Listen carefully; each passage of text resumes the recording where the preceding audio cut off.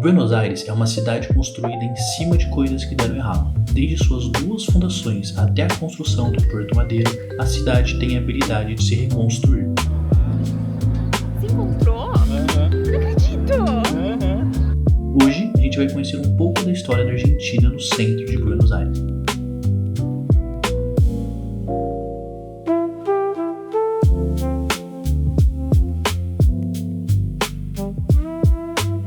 Começando mais um dia aqui em Buenos Aires. Hoje a gente tem uma programação cheia. A gente está indo para o centro, vamos visitar o Teatro Colón, que o Gu queria muito conhecer lá. Vamos dar uma passada ali nos pontos turísticos mais conhecidos de Buenos Aires, que é o Obelisco, a Casa Rosada. Mais tarde a gente desce para o Porto Madeiro. Então a gente tem um dia bem movimentado. Vamos pegar metrô. Eu sempre digo quando a gente vai para qualquer lugar. Se você pega o metrô em São Paulo, você pega o metrô em qualquer lugar do mundo. Então, é prático, é rápido. A gente tá na porta de um metrô, a gente desce do nosso avião e já tá no metrô. Mas, antes de tudo isso, a gente não pode fazer as coisas de buchinho vazio. Então a gente veio tomar um café e comer medialunas. Nosso cafezinho da manhã hoje vai ser um tostado de presunto e queijo. São 2 cafés americanos. E não podia faltar a minha medialuna, é claro. Eu vim pra cá pra isso, né? E esse é o que vai encher nossos buchinhos para as próximas horas. Aqui em Buenos Aires, a gente consegue passar tanto no ônibus quanto no metrô pagando com o cartão que você trouxe para a viagem. O nosso, no caso, é o Wise.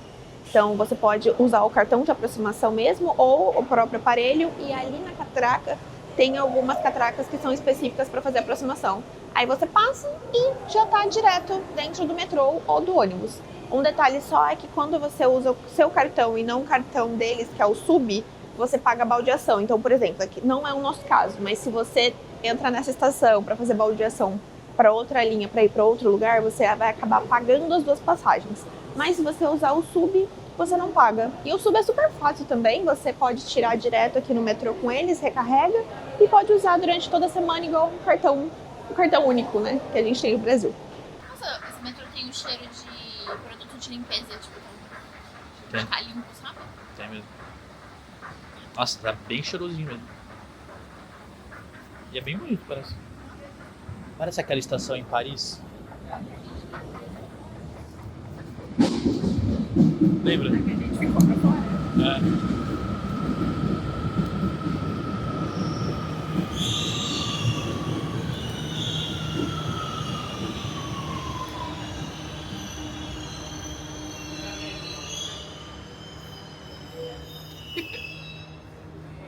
Essas são as linhas de metrô de Buenos Aires. A gente está aqui na Plaza de Itália e a gente precisa chegar no tribunal do Teatro Colón.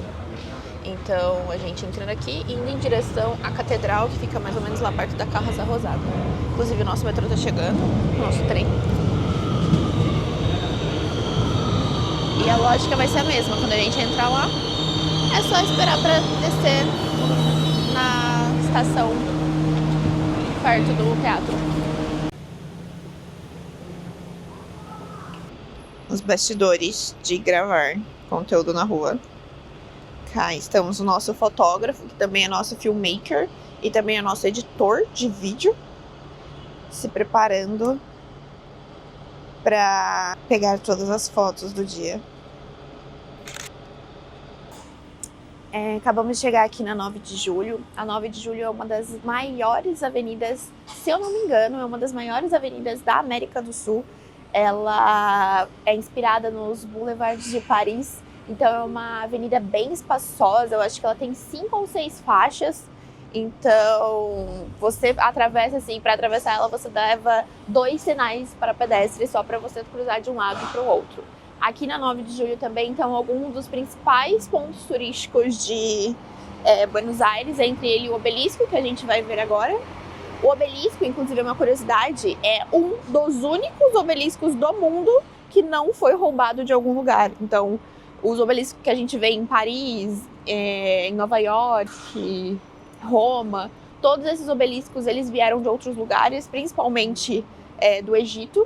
Mas o aqui de Buenos Aires ele foi construído de fato aqui na cidade. E outra coisa, ele levou só 31 dias para ser construído. E ele foi construído num lugar que antes era uma igreja onde foi hasteada pela primeira vez a bandeira da Argentina. Então esse é a nossa primeira parada do dia. Para quem não sabe, inclusive é recente, dá para visitar o obelisco. Aí você compra os tickets online, né? E aí você sobe. E você tem uma visão 360 de todo o centro da cidade, né? Porque a gente tá numa região bem localizada. Então para lá ver o Congresso, para lá Casa Rosada e o Porto Madeiro. Enfim, deve ser uma visão bem legal, só que a gente achou muito caro para uma experiência assim de 15 minutos no máximo, porque é um espaço muito pequeno, então são poucas pessoas que sobem por vez para dar tempo de todo mundo subir e descer. Mas acredito que deve ter uma vista legal quando o dia tá mais aberto, hoje tá bem nublado, então.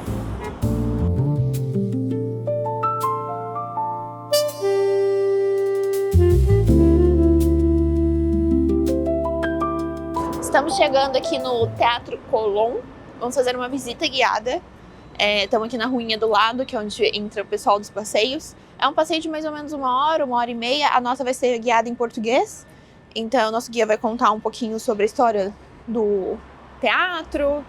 A gente vai visitar alguns espaços.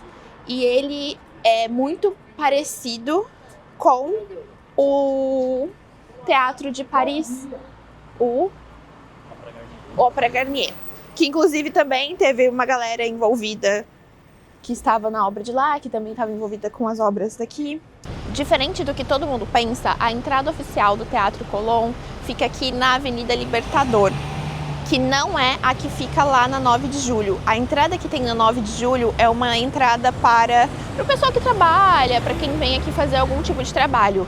Porque o teatro foi construído antes da avenida. Inicialmente ele foi construído virado para essa parte de dentro do bairro. Então quando você vem assistir aqui qualquer obra, você entra teoricamente pela parte de trás, que na verdade é a entrada oficial do teatro.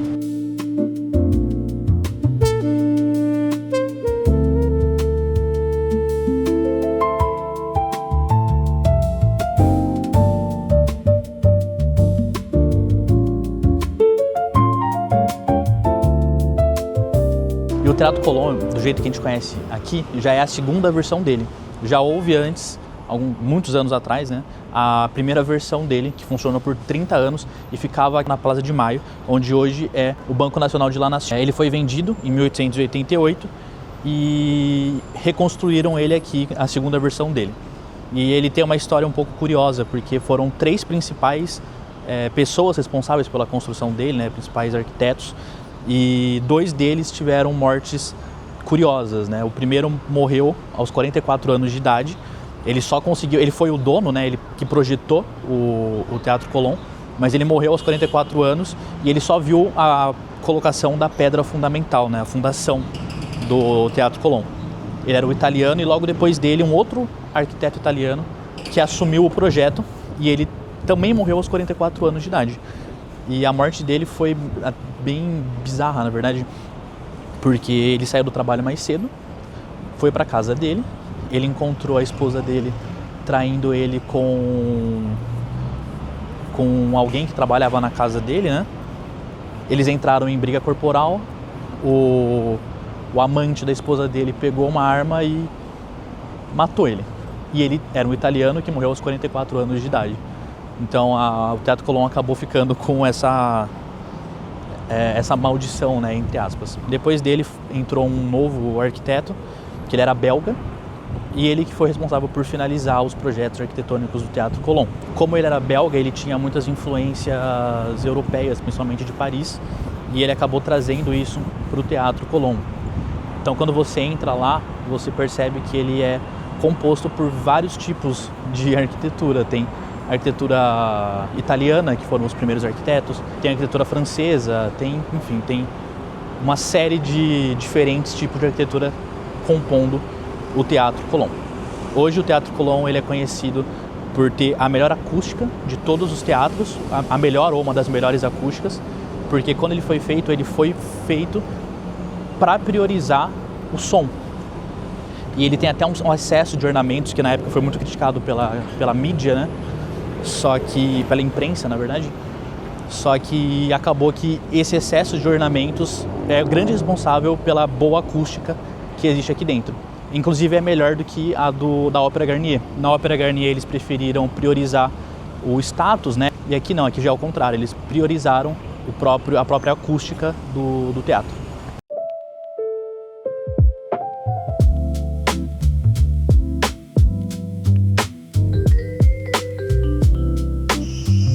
Tomar um cafezinho, né, pra sobreviver. Dá a mão pra atravessar um.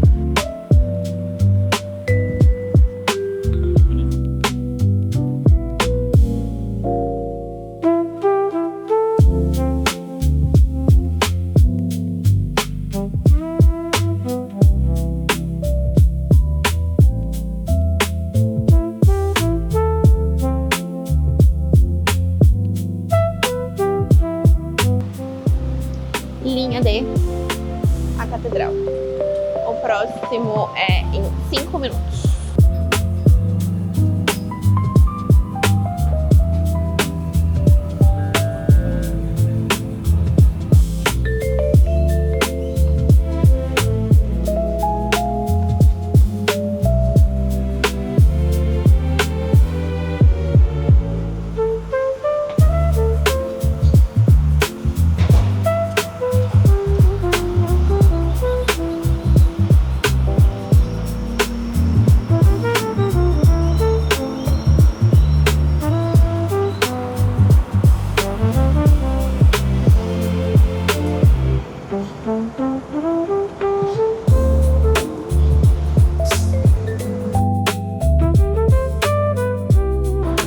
Casa Rosada, como a gente comentou anteriormente, ela é, né, a casa presidencial. E quando você vier para cá, repara, a Casa Rosada, ela não é centralizada. Você imaginaria que a porta principal ficaria no meio do palácio. E na verdade não fica, ela fica um pouco mais à direita.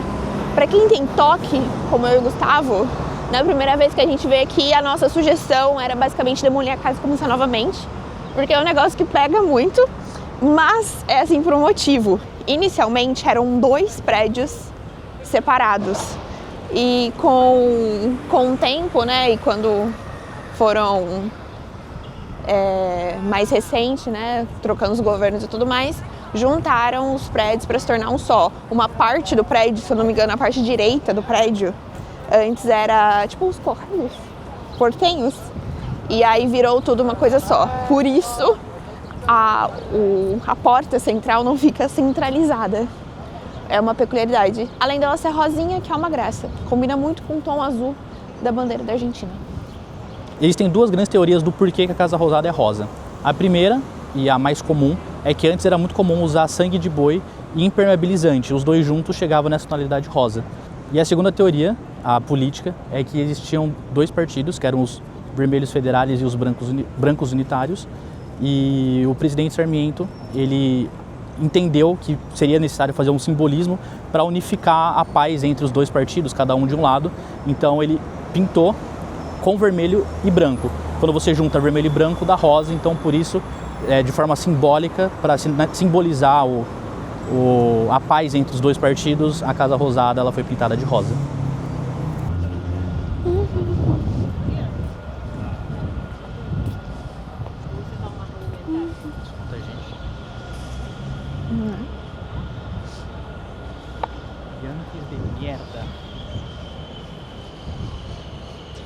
Vende la Pátria. Vou tirar uma foto sua primeiro. ¿No quería ir al museo?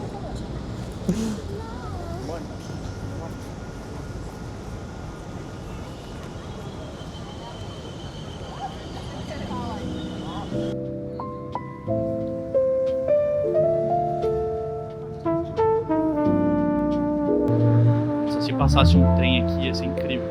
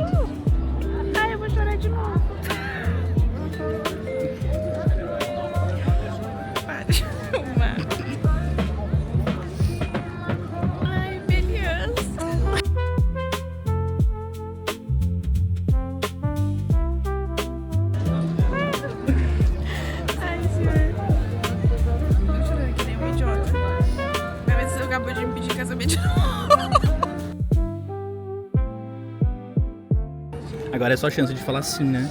Eu já falei sim, você que não entendeu. Isso sim. Ai, amor, obrigada.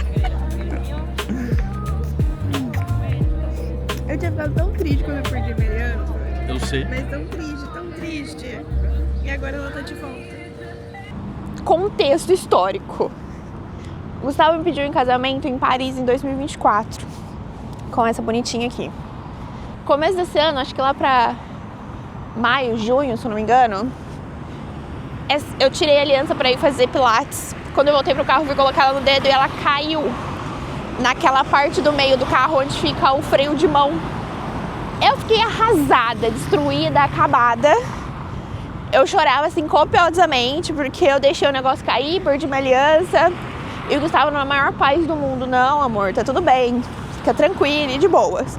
Corta para agosto de 2026. Estamos aqui na Ponte da Mulher, em Porto Madeiro, Buenos Aires. E aí ele me tira a minha aliança de casamento do bolso, falando que encontrou ela quando ele mandou para um pessoal especializado, né, que faz aquelas limpezas detalhadas. E aí ele me surpreendeu novamente com a minha aliança. Aí eu chorei copiosamente na ponte, assim como eu chorei copiosamente na base da Torre Eiffel quando ele me pediu em casamento a primeira vez. E aí eu fiquei que nem uma boba, porque ele me surpreendeu novamente 2 vezes. Finalizando mais um dia por aqui. Hoje a gente não saiu para dar uma volta de noite. Ficamos aqui vendo algumas fotos, alguns vídeos que a gente fez para organizar alguns conteúdos, tendo uma noite mais tranquila. Então a gente abriu um vinhozinho.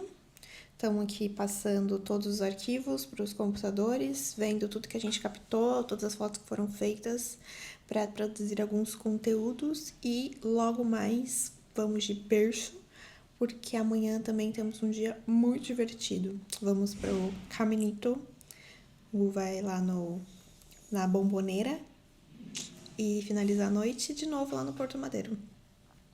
E é isso.